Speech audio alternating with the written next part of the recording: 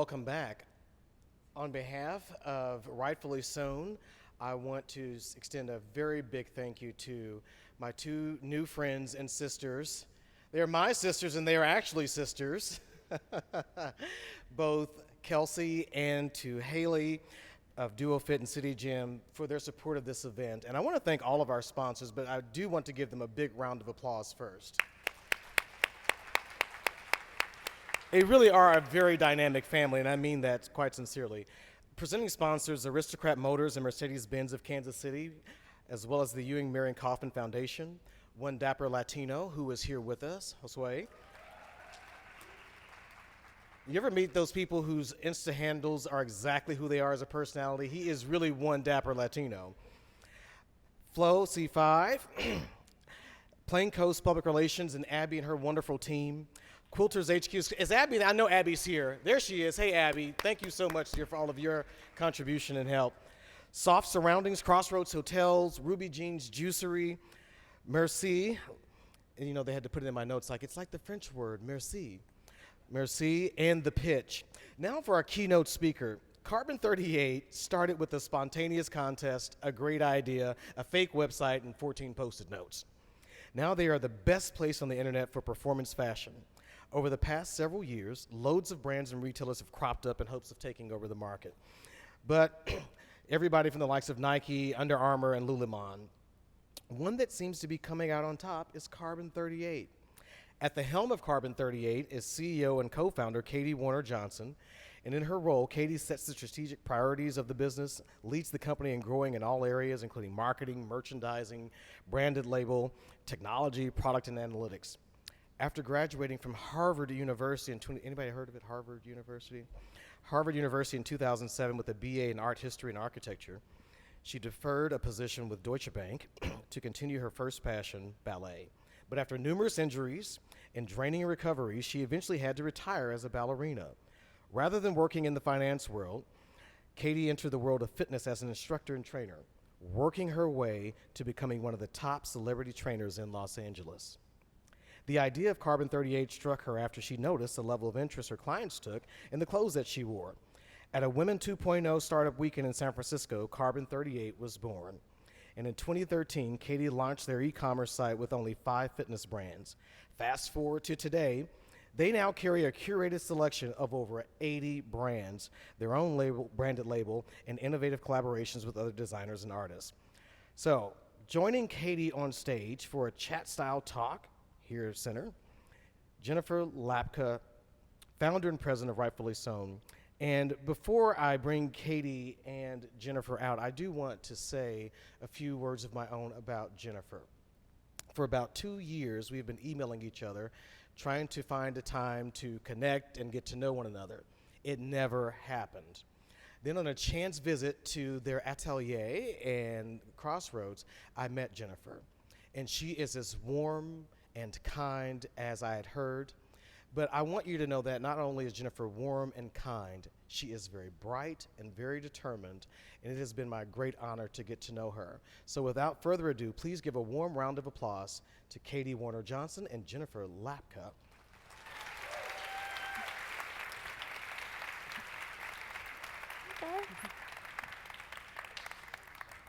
Thank you, Rashawn, so much, and thank you to the audience. Can you believe Katie's here? You're so sweet. Thank you for having me. We in Kansas City, we're just so thrilled that you're joining us, honestly. You are so busy, and we're so excited for the knowledge We're that all you're going busy, to you know? But we got to make time for the cool stuff. Thank you. Well, we'll get started. Great. We have just 40 minutes and then a 10-minute Q&A right after. So I first found out about Carbon38 because I was on Facebook, and there was a little ad that was chasing me around and chasing me around. And it just so happened to be the most beautiful athletic wear that I'd ever seen in my whole life. And I never click on Facebook ads, but I did on yours. And then I'm sure we haunted you for months. Yes. Retargeting, all of that stuff. I am just in awe of you. Oh, and so can you please just tell us Where did Carbon38's name come from? Let's start there. I know, it's a question I get a lot. It's a good cocktail party conversation starter. Honestly, the URL was on sale for $1.99, and I thought that sounded like a good name. So there you go. So the real story was this. So as you know, I started this at a startup competition, which is essentially 54 hours to go from idea to iteration. I feel like I have to tell this little. Please it's a cute do. little story. This is all about you. So a startup weekend, I'm sure you guys have them here in Kansas City, where you go. There are 3 groups of tickets available: business, design and product, and technology. And so I bought a business ticket, and I show up with my 2 other girlfriends who are ballet dancers with me. And I stood up on stage and I was like, I am LA's hottest trainer, and I have this amazing idea that's going to totally disrupt the fitness industry, and everyone needs to jump on board. It's going to be great. There were crickets. And essentially maybe I think 20 people pitch, and they decide on 5 to 10 ideas, and you get this little packet of sticky notes that you can stick on the people's ideas. Well, no one was sticking any sticky notes on my idea, and so I just took all of my sticky notes that I had, and I stuck it on my own idea. And so we ended up being a winning idea, but then nobody wanted to join our team, so we locked ourselves in a conference room, and I was just learning how to code. There's a great website, I'm sure there's so many more since then, called codeacademy.com. And I was learning PHP and HTML, which is like, front-end coding. And so I thought, well, I'll build it. I can be our technical person. And so we had to find a URL. And, we only have 54 hours. So I brought an egg timer with me because I don't know why I did. Anyway, it was a little ladybug. It was very cute. Anyway, so I set my egg timer for 15 minutes, and we had 15 minutes to decide a name, and the URL was available. So that became our name. But after the 54 hours, essentially I realized that my coding skills were not sufficient. So I created a PowerPoint presentation that I then turned into PDFs and loaded into this tool called Just in Mind, which is a wireframe animator for e-com sites. And so I animated the PDFs that I had created through this PowerPoint presentation, and then I video recorded myself clicking through it as though I was shopping our site. And then when it was time to demo it, I stood on a stage much like this with the screen projecting what my computer was doing, and essentially pretended I was shopping on a site that was literally just a video record. Anyway, we ended up winning. So there you go. Nice. Oh. I haven't told that in public before. I'm glad my PR person isn't here. Just don't tell anyone that it was some sham, but anyway, whatever. Fake it till you become it, right? We won't tell them later. So Carbon38 is also, there are numerals in there, and that's specific to a date. Do you want to tell us, because we're kindred spirits as far as women empowerment. Exactly. No, so the name, it's so funny. It's like your own name. You kind of evolve and grow into it and imbibe it with meaning. So Carbon is, well, I was a chem minor, so I'm a bit of a geek when it comes to the elements, the periodic table of elements. Nice. I've since bought up like every element name URL just in case there are any other businesses I want to start. But carbon is the element present in all organic compounds, so it's the foundation for life. It's the only element on the periodic table whose atom can bond with 4 other atoms simultaneously. Most can only bond with 3. And each of its chemical bonds share 2 electrons. Well, I would say about like 96% of its chemical bonds share 2 electrons. So foundation for life, multitasker, strong bonds, sounds like a woman, huh? And 38 is, March 8th is International Women's Day. So it kind of, the numbers just come to life, and we've lived into our name. She's beautiful, she's driven, and super intelligent. My kind of woman. Very nice. Yes. I'm full of useless knowledge, honestly. So on International Women's Day, I received an email, and it said, in the fashion industry, only 14% of fashion brands are led by women. Yeah. But Carbon38, which is an online marketplace for athletic wear, as you know, over 70% of them are led by women. Tell us more about that. Yeah. I know. Thank you. Yeah. Thank you. I know. I'm so proud of that fact. So, Yeah, so if you think about this fact, actually, I feel like it sort of blew my mind when I learned it, so I'd love to share it with you guys. So a men's button-down shirt buttons in the opposite direction of a women's button-down shirt. And the reason for that is men's shirts are optimized for them to dress and undress themselves with ease, and our shirts are optimized for somebody else to dress and undress us. I had no idea. And this is a centuries-old vestige of essentially women for centuries being dressed to either disappear or to show up for decoration, never for utility. And the reason why I have such an obsession with activewear is it's the first category of clothing that is designed for women to move in, for utility, essentially. And so that initial piece was just kind of blew my mind when I learned that stat. And I thought, that's also why we have zippers on our backs. It's why we don't have pockets. None of our clothes are optimized for us to be able to get about our life. And as women, the demands on our life are unprecedented today, where, we are still the primary caretakers in our family. We still are, the heart center of home. We're the ones that, have to be in this relationship with our partners. But furthermore, it's up to us right now, this generation, to solve for gender parity.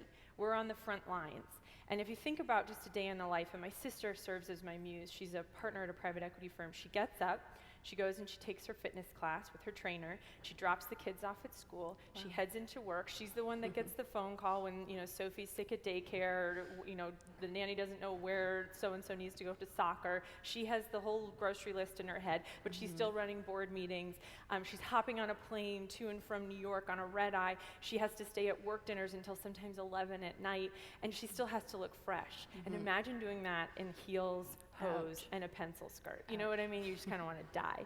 So I really feel there's this evolution of fashion meeting performance, which we call at Carbon performance fashion. Right. And this trend, I think initially, the Nikes, Under Armours, Lululemons of this world created kind of this amazing performance collection that allows you to be an athlete.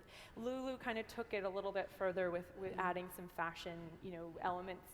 And now this next gen is really about how are we truly designing for a woman's body and her needs, and that comes from the female perspective. So when we first started, those 5 brands that believed in this idea of building a white label platform for these brands to thrive, they were all female founded, and they were offering something so different than I could find anywhere else, because they were women designing for themselves, because they wanted to wear a really cool knit turtleneck that could serve as a run top, but then they could go to speak at a conference wearing it. And a skirt made out of leggings fabrics where I'm going to hop on the plane after this and I won't be wrinkled and I could actually go on a date tonight if someone would ask me. And it just, thank you, Greg. Anyone? And so it really comes from this idea of an empathetic designer, and it just, when I learned that almost 80% of the fashion industry is run, creatively directed, owned, led by men, just didn't make sense.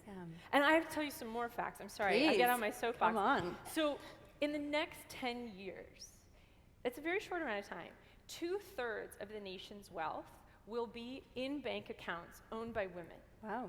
2/3 of the nation's wealth will be controlled by women. Our political capital will be controlled by women. I just discovered that, and the reason being is today, 40% of wives out-earn their husbands. Today. It's a pretty good stat. 60% of college graduates are female. We're out-educated. And Gen X, which is essentially 35 to 50, is the first generation that our sons and daughters are equally inheriting. Every other generation prior to Gen X, sons out-inherited daughters. And on top of it, as women, we outlive our husbands by 15 years. There is a huge tidal wave that I do not think the fashion and overall consumer industry is ready for. This is essentially an emerging market. We are going to have so much more control in the next 10 years. And so I just am looking back at the number one consumer of fashion is a woman. We need to be creating platforms that allow female businesses to thrive.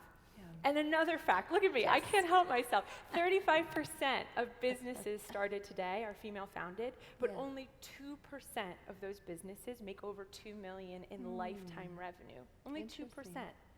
I have to change that. We have to change that. And that's why I started Carbon.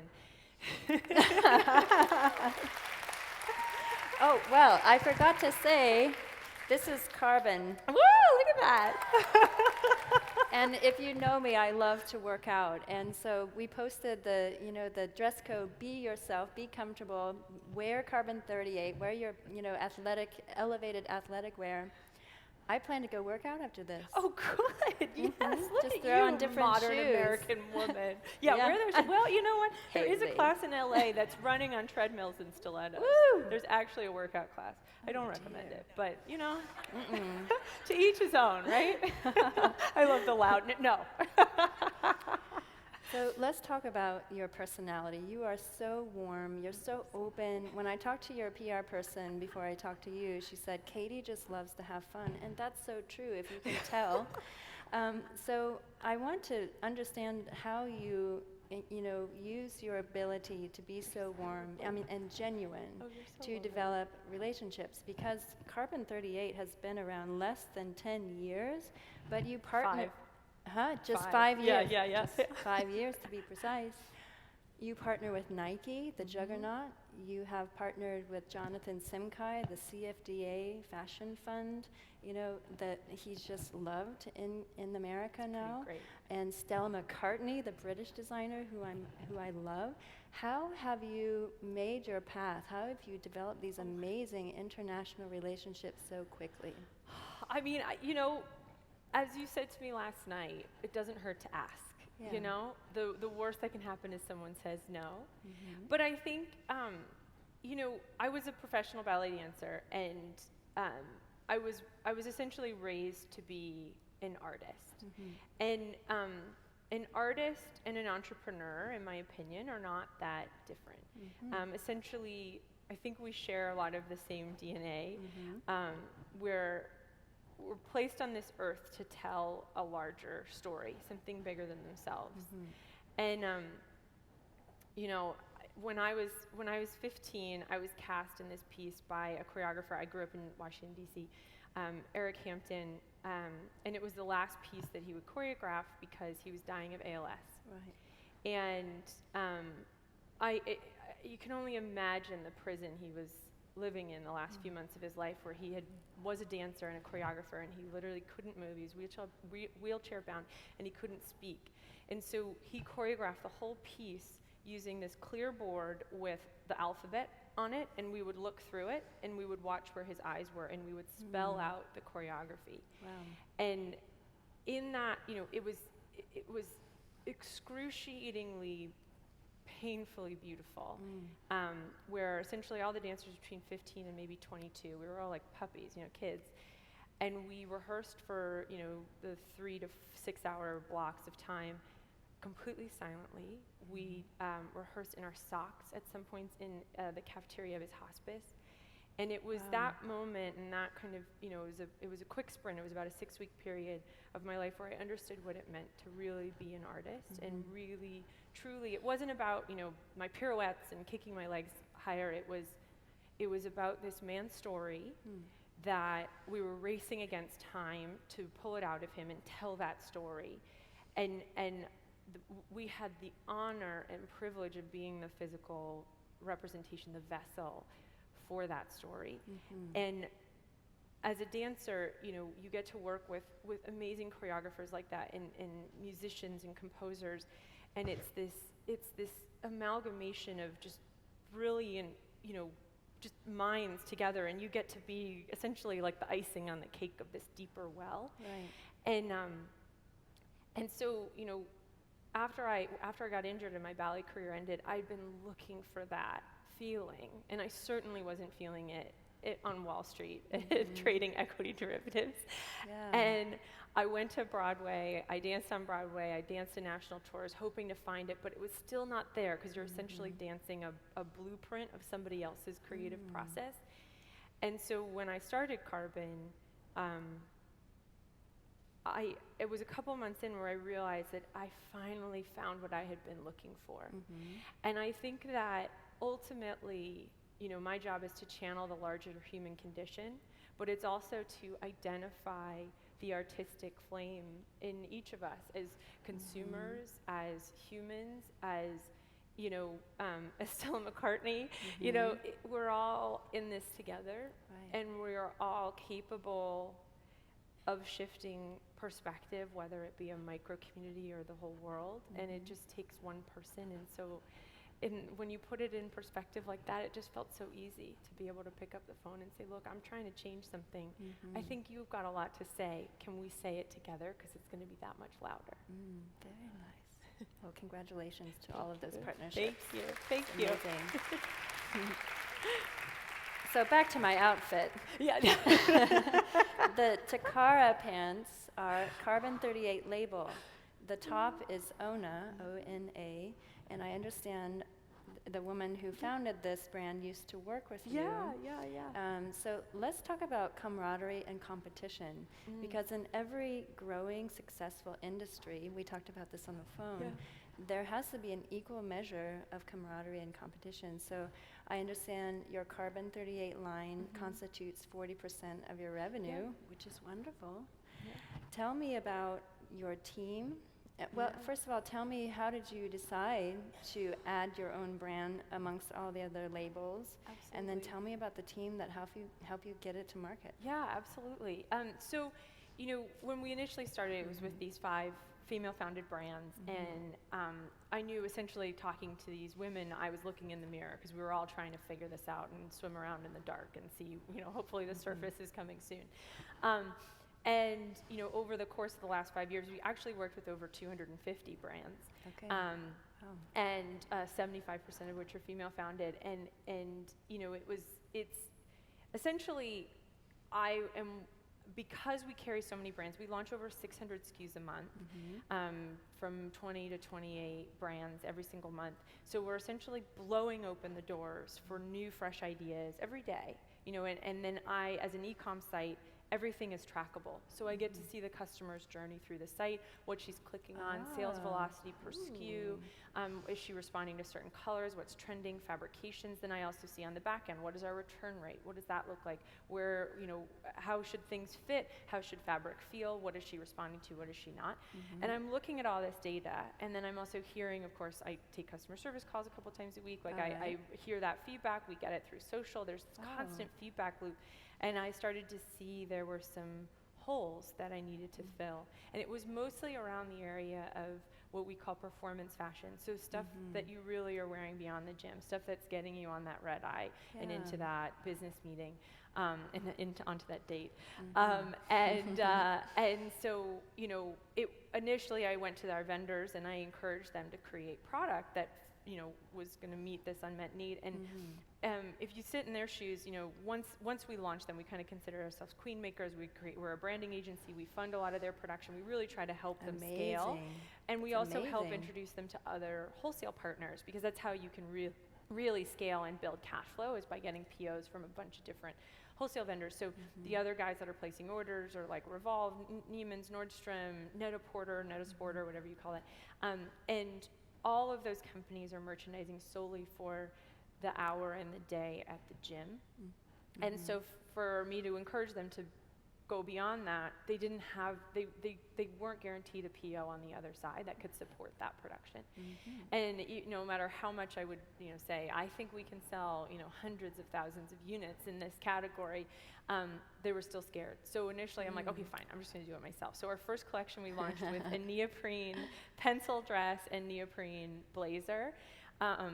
And in like a wave print and black, and a, you know, a bodysuit that you could wear with boots. I mean, you know, I just like, we kind of went to town, and it was the perfect mix, because our customer loved it. It was surprise and delight, but then we weren't stepping on any of our vendors' toes. So when they, you know, initially when we announced we were launching our own line, there was some trepidation, and I got a lot of phone calls being like, what does this mean for us? Are you shifting? Is this like, you know, Athleta started multi-brand, now they're only Athleta. Like, is this what's gonna happen? What's happening with our business? You know, and I said, don't worry, no, I've found white space. I promise we're not stepping on your toes. And sure enough, we've lived up to that.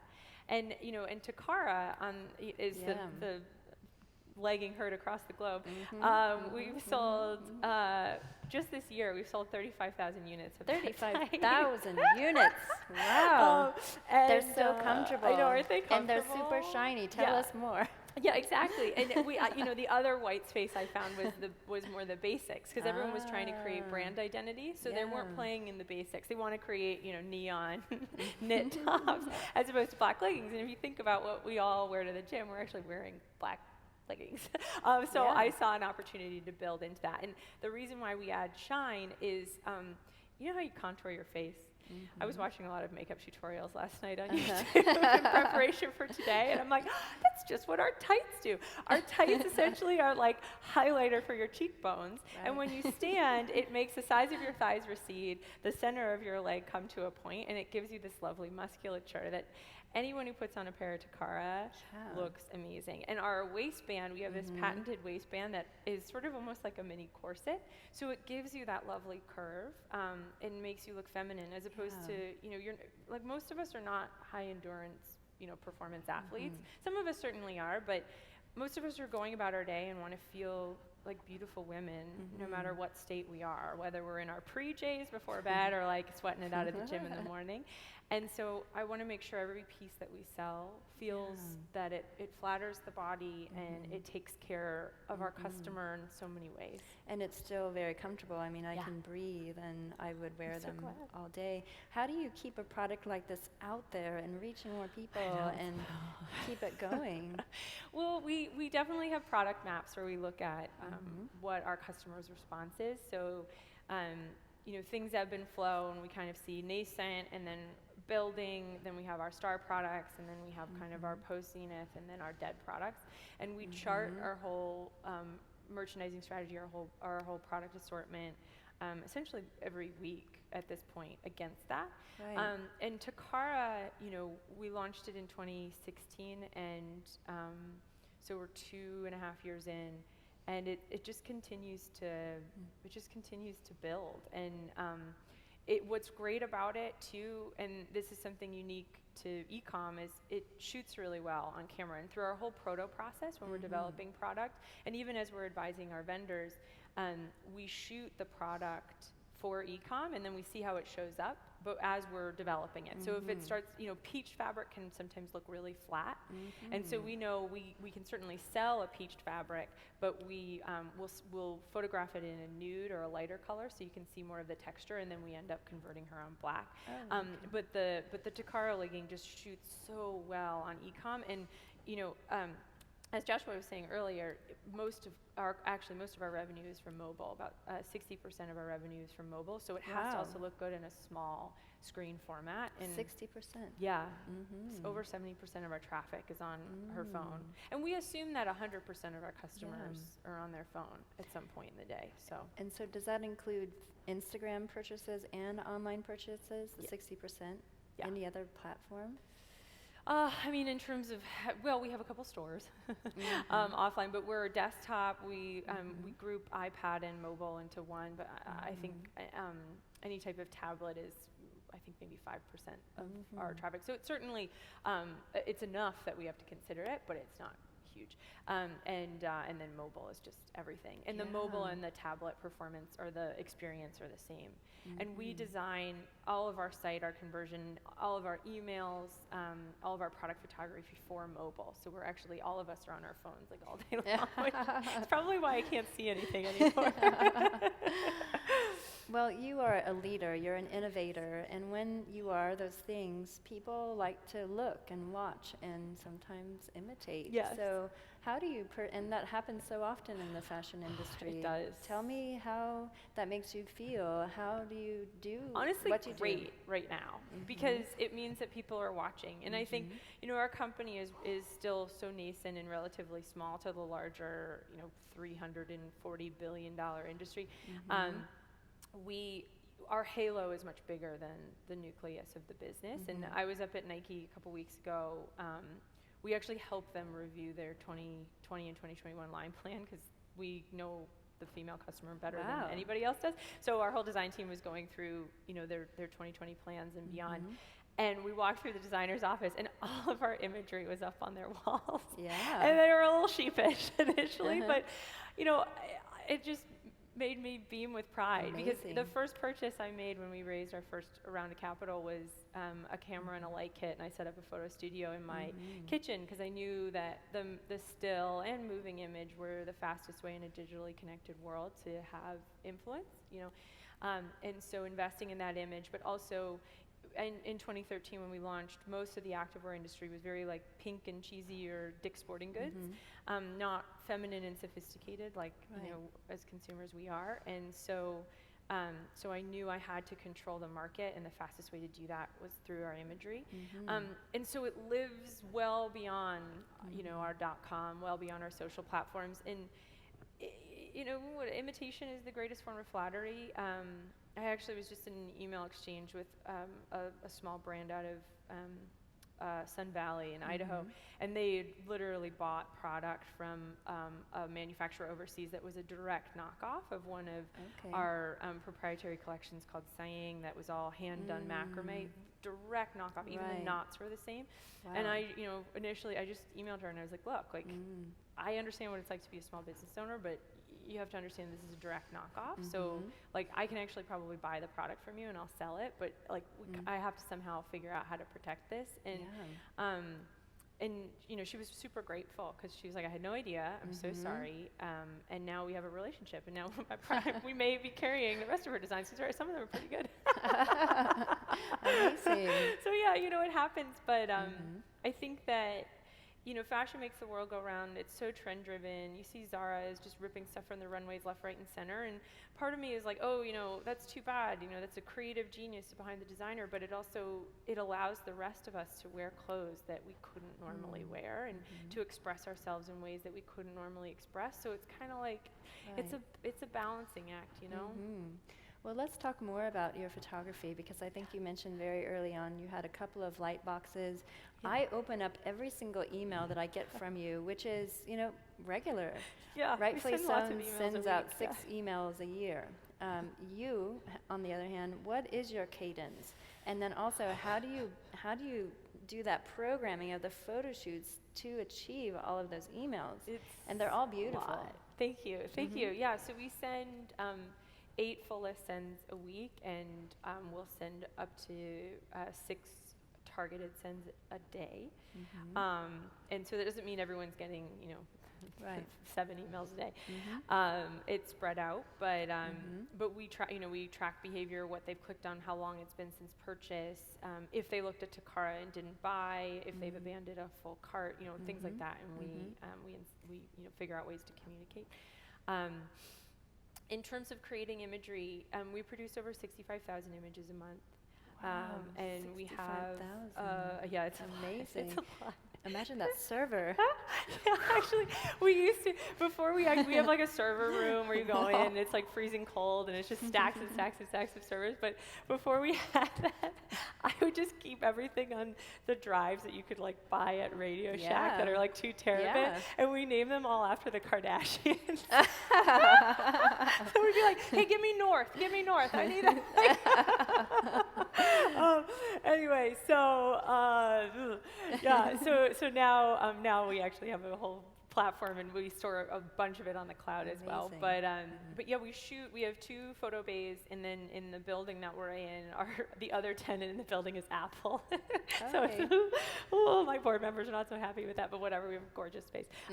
But the other half of the building where our photo studios are all like green screens and white sites that Apple has built out for their streaming content that they're launching. Wow. And so they actually let us use it. So we have 2 photo bays that are going essentially 6 to 7 days a week, starting at 7 a.m. through 7 p.m. and then actually 5 p.m. on Monday, Wednesday, Friday, because we teach fitness classes at 5:30, and then we have the green psych and the white psychs that we use for any video content, and that's maybe 2 or 3 times a week. And are you eyeballing everything, or do you delegate now? It sounds like you do everything. No, you're an analyst. You're PR. You're out here. I have 120 employees. No, I am not. I'm not doing everything. I have an amazing team, 70% of which are female, who really run the show. I know. Woo! It's great. We have some really badass ladies on our team, and some great gentlemen as well. Wonderful, wonderful gentlemen. But yeah, no, I'm not doing this all. But we have our associate creative director, actually, she joined us when, I think she was our third hire. Yeah. It was her first job out of school. She joined us June 2nd. So tomorrow is her 5-year anniversary, 5 years ago, Nice.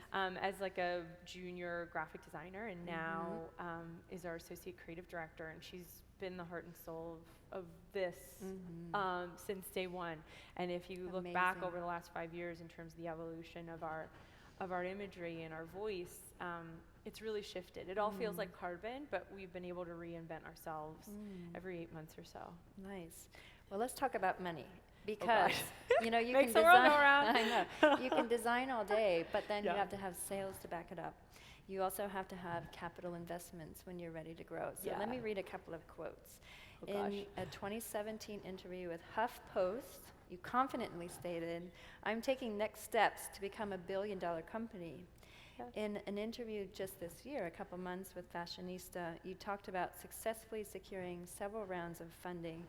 So tell us about, this language, this system of getting really big capital. Yeah, it's it can be a drug at times, but when I started, I was a fitness instructor making $30,000 a year, which in Los Angeles gets you not very far. And so I didn't really have much to rub together after rent and groceries. Because my God, even though avocados are grown in California, they are so freaking expensive in California. I don't get it. Anyway, so I right out of the gate, I knew we had to raise money because I could see the demand right away. So we were, launching out of my kitchen. We were essentially doing over 50,000 in revenue a month.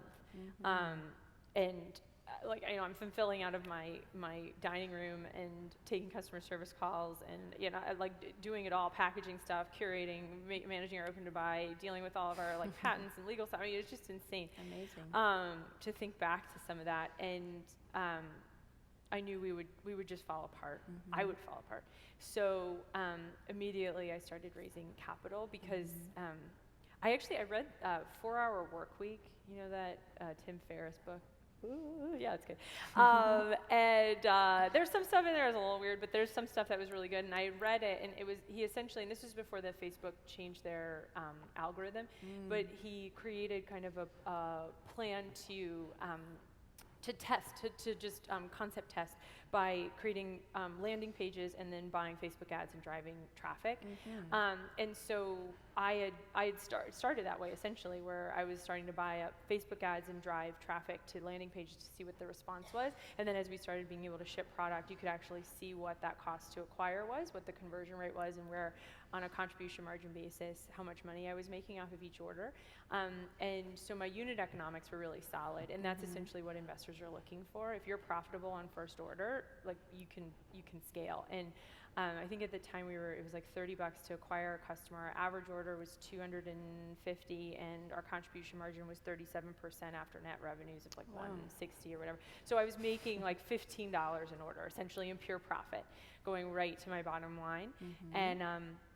And so I thought, okay, well, that looks pretty good. Essentially, it was my deck was just that.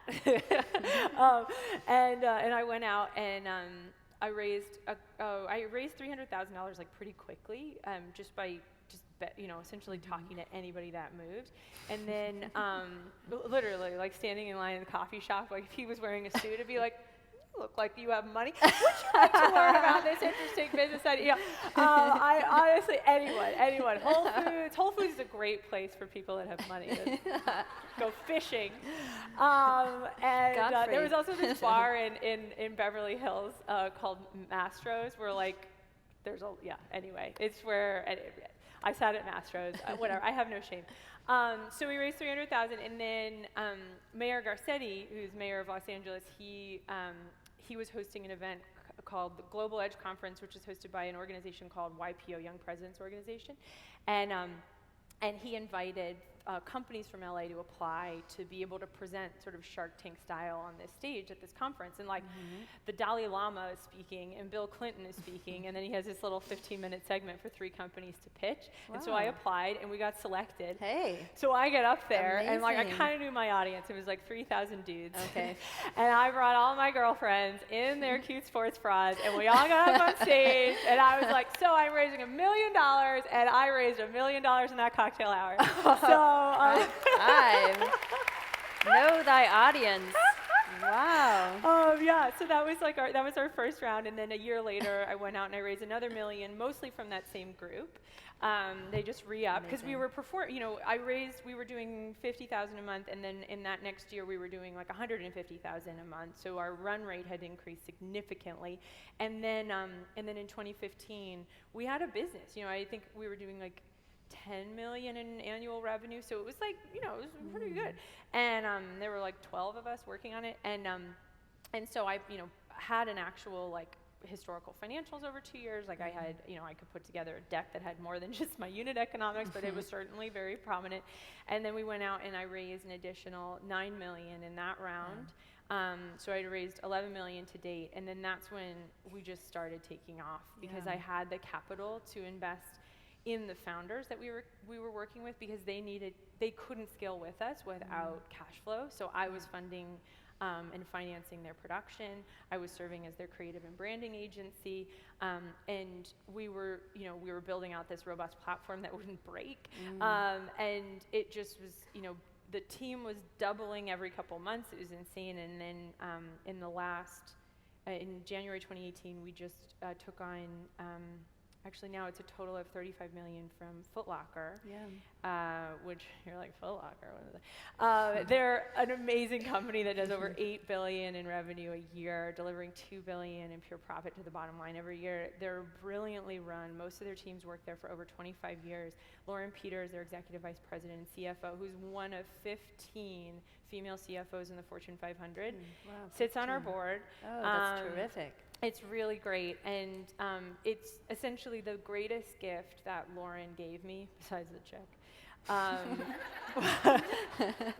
was permission to be $1 billion business. Because when I go out there and say that in the first couple of rounds, and I met with mostly dudes in khakis, they'd be like, no, you're like 100 million, maybe max. Like, and that's a good enough dream. And I'm like, okay, yeah, you know what, that is a good enough dream.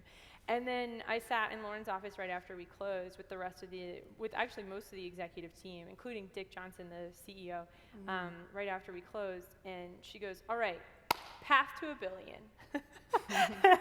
And the whole executive team helped me whiteboard out this plan to hit $1 billion in revenue, which we'll hit in the next couple of years. And it's amazing. I know, thank you. Woo! So there you go. Okay, well, I think this is going to be my last question. So start preparing your minds. There are the microphones out there. So can we get a little personal? Sure. Not too personal. Oh, God. So shout out to the egalitarian committee members who are out here, who were an amazing committee who helped shape this event today. So great. And they'll help us shape many events for years to come. Wonderful. Yes. We had a discussion about who makes their bed. Do you make your bed in the morning? I do, every single morning. Every single morning. morning. I learned that from a Navy SEAL, and I was like, well, he knows what he's doing, so I'm gonna make my bed. Rashawn, I think, is the one who told us all about it, right, Dom? It was Rashawn, and so I've started making my bed. I didn't before, but I am now. Okay, so tell me what else. What do you read? How do you spend your spare time? What's your self-care strategy? Tell me all the details, and we have just a couple of seconds, and then we'll a couple of seconds. So I think the trend of wellness overall is really taking off because we all want to live forever. But I think more importantly, as women, we have to fill our cisterns. We have to fill our reservoirs because this is our time. And self-care is not about, being self-indulgent. It's actually necessary for us to pick up that torch and move forward because we're all like Olympic athletes right now. This is truly our time. And so the best thing as women we can do is get up every morning and work out for an hour, because in working out you rewire your synapses, you build your prefrontal cortex, which is your decision-making center, and you monitor your cortisol response. So you actually become a better leader as a result of that hour. And so that's what I do almost every morning. Yeah. Right now, it's becoming more of a power walk because I actually had like pretty massive hip surgery. Oh, you did? So it's me and the snowbirds, like out. I live right on the ocean, so I've got my tracksuit from Carbon38 and my visor, and me and this woman Donna. We just walk up and down. So sweet. And we, there are a couple hills that we try, so that we're toning things. But I think working out's really important. Making sure you sleep, because if you're not fully fed, if you're not allowing your mind to put everything into sort of back storage, you're going to be totally scattered for the day. And I hear that it actually takes 4 days to make up for 1 lost hour of sleep. So if you're undersleeping, it takes 4 full days. So that we don't have time for that. So when your kids go to bed, you go to bed. Like that, honestly, I feel like I don't know how else to get it done, but sleeping is so important. And then, like you've been so generous with my little snacks. I have like hard-boiled eggs and almonds and trying to like make sure we're eating well. But I just think, like I said earlier, it's our time. We have to be taking care of ourselves. We've got shits to do, so we got to live forever, so we got to take care of ourselves. Well, Katie, thank you. I am in awe of you, and I know we all appreciate your time. Thank you. Yes. Thank you for having me. Thank you. So everybody, get your sneakers ready and run to those microphones. There's one there, and then I'll lead the way. We have about 10 minutes with Katie left, so bring your questions. Is that Jordan Williams? Yes, it is. Oh, hi, Jordan. Hey, hello, He's a hello. bow tie maker. He Oh, has amazing. Keep Cravat, his brand. He's I love full-time it. with it now. Thank you for that introduction, Jennifer. You're welcome. So good to see you. I echo those thoughts. I have the pleasure of serving with Rightfully Sewn. So shout out to the Rightfully Sewn team if you're in here, make some noise. Thank you. Okay, my question obviously is for you. You mentioned about the investment in the capital fundraising. So I'm actually preparing to meet with an investor. And so I'm curious to know, what was the top 5 things you invested in terms of marketing, people, and technology? Oh, good.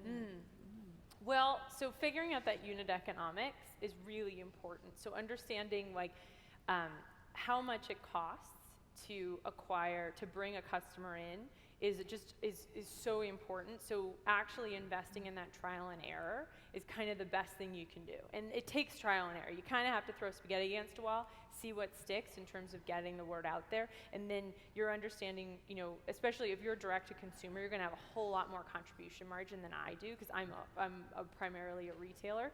And so once you figure out where your profit line sits, which is at that contribution margin mark, then you can figure out how much room you have to acquire a customer. And the more spread you have, the more easily it is for someone to invest in.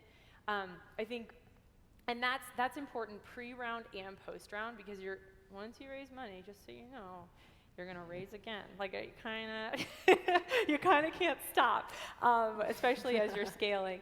So that's really important. And then people. When we were able to, when we closed our first million, people was the first thing I invested in, and it changed the game. It changed the game. And what we hired initially, there were 7 of us. So first hire was our head of technology, who was actually 3rd engineering hire at Netflix, and he was just kind of kicking around with he had made his money, he was fine, but he was really I guess sort of, I may have badgered him into joining our team, but anyway. So he was our first hire, and then our second was a chief merchant, because I actually, no matter how many books I was reading on retail math, I still didn't understand how to truly manage an open to buy. So I hired a merchant who also had a design and a bit of a manufacturing background, because I needed her mostly for our wholesale partners to help guide them. But then when we started our own line, she became actually a real resource. And then I hired Maria, our associate creative director. So imagery, I knew imagery was everything. I was taking all I was the model, I was taking the photos myself on a timer, I was retouching, I did it all. And finally having somebody that could do that was huge. And then beyond that, I had a partner-ish who was, she was running mostly ops, so she understood how to manage our P&L. She was closing the books. She was essentially an accountant, but was running a bit more than that. And that, that was kind of our core. Oh, and then we had we hired a marketing director who was in email, because I knew email was the easiest way to reach her regularly, and so she ran our whole email. So those were kind of the first the first core team, and now when I step back, that's sort of essentially how all of our departments work today, is just based on those single heads. You asked me something much more specific than what I'm telling you, but I'm hoping No, that this is great. Thank you. I'm hoping it's One helpful. last question. If you can just hit on the marketing, because you said you invested into the photo light box, and I thought that was interesting. I didn't even think about that. Is there anything like when you first got started, when you was like, yo, I need to have this? Yeah, well, Yeah. I bought a camera and a light kit, and it was $25,000. It was the most expensive, and I bought it used. It was the most expensive thing I had ever bought ever in my life. Loaded into my car with like pillows and towels. I'm like, I'm not breaking this. Like, once one of our photographers took home our camera, and I literally drove all the way to Hawthorne to pick it up. I'm like, you are not leaving with this. But I was just by accident, but still. That was so important because, in all honesty, I wasn't making this stuff. I was simply figuring out how to be the megaphone to the world, and I knew that was the fastest way to be that megaphone, was to take a photo of it, put it up on social, have it live on my website. And the other thing that we did is we used fitness instructors as models originally to model the product, and so those women we would then give the imagery to, and then they would post that on their social. And now our fitness ambassador base, we have over 4,200 amazing women, of which one's in the audience, and who represent us and create this amazing personal connection with the consumer that allows us to scale well beyond someone just stumbling across our website. Thank you. Thank you, Jordan. Well, while the next person is coming up, can you tell us, is there kind of a typical ratio that an organization, a company should spend on marketing compared to the overall? It depends. You can read a whole bunch of stuff. Some will say 30 to 50% of your budget should be spent on marketing. Some will say less than 10. It kind of depends what industry you're in, and how you're monetizing. So if you're if you're building a brand and your way of distributing is through wholesale partners, your marketing spend is going to be significantly lower because you're depending on those wholesale partners to send that, to get the word out into the world. But for us, I think we're at 16% is our marketing spend of our net revenues, and that feels good. I'd like to spend more, but All right. more is more. All right, next, who do we have here? Hi, my name is Nishimwe, and I'm kind of nervous. Okay. Thank you for talking about your journey. It is a very nice, like you can start from here and go up here. It's giving us, ideas, at least me, an idea to be like, this is what I'm gonna be, even though I barely can sew. I love it. And thank you, Jennifer, for putting this up. It is very wonderful. Great. I have two questions for you. And as a person who just starting literally cutting out patterns, it's really hard to cut out patterns for plus size, right? Yeah. How do you market to people who are plus size, who want to feel wonderful, and who want to look good? How do you do that? Oh, thank you for asking that question. So we are just launched a really stringent inclusivity campaign across our whole company. Yes. Because I know, finally, I know, it's time. So we're, it's been interesting growing the business. Most of our vendors, we're essentially at the whim of what our vendors create, and they create essentially up to a size large and not beyond that. And a size large is like an 8 to 10, which is just crazy because the average American woman is 5'4" and a size 16.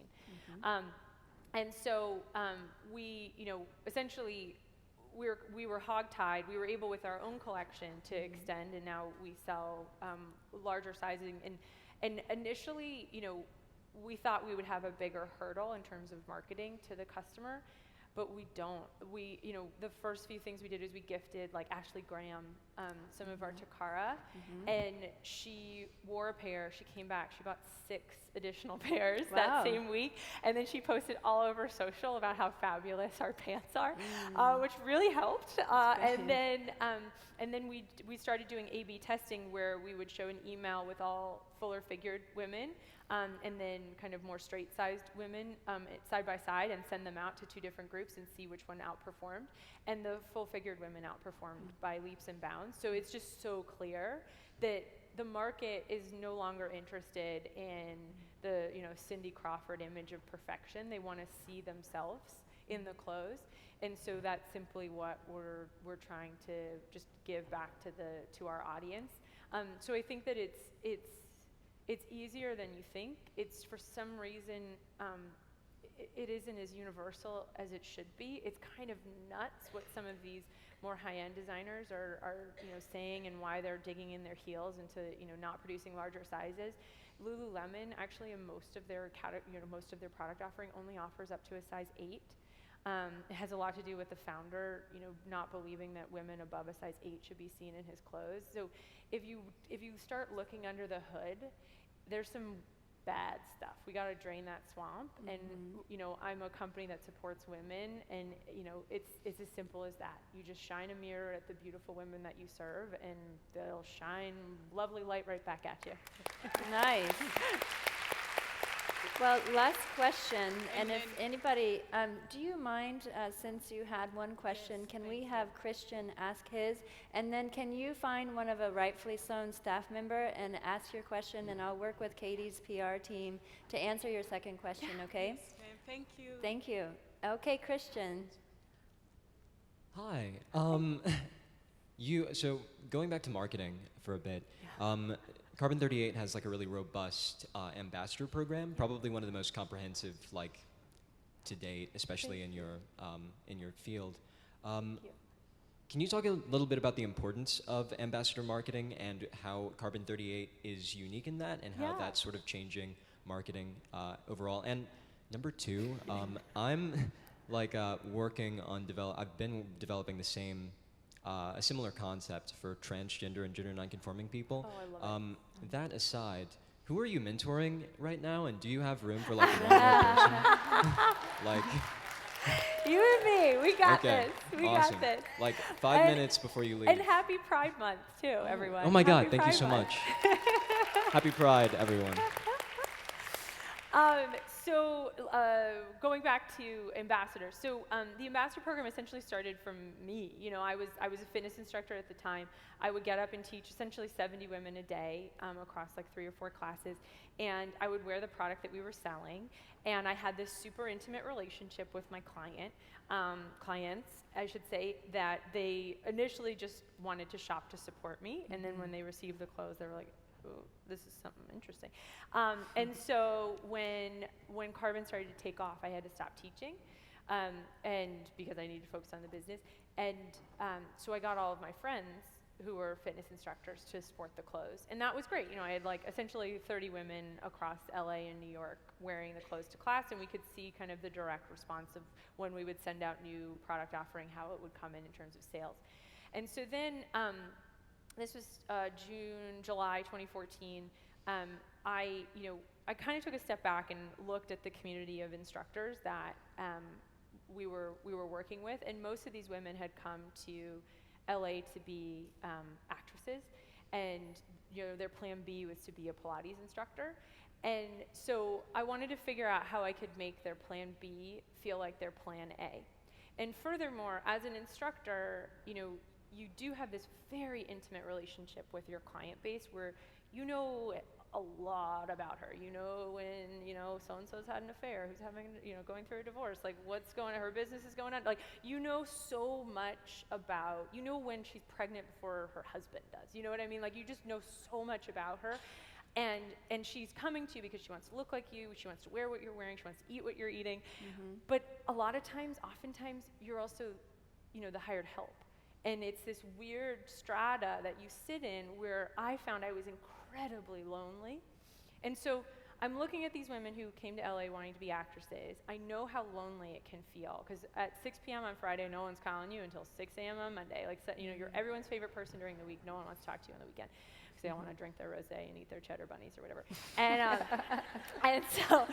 so I thought, okay, let's have an amazing party. So I invited, these 30 women to invite 5 to 10 of their friends to come, and we had this amazing party at this swanky spot in Los Angeles, the top of the hill, and everyone was dressed to the nines, and essentially we introduced the brand. And I realized that these women came together and started forming relationships that they didn't have the opportunity to do elsewhere.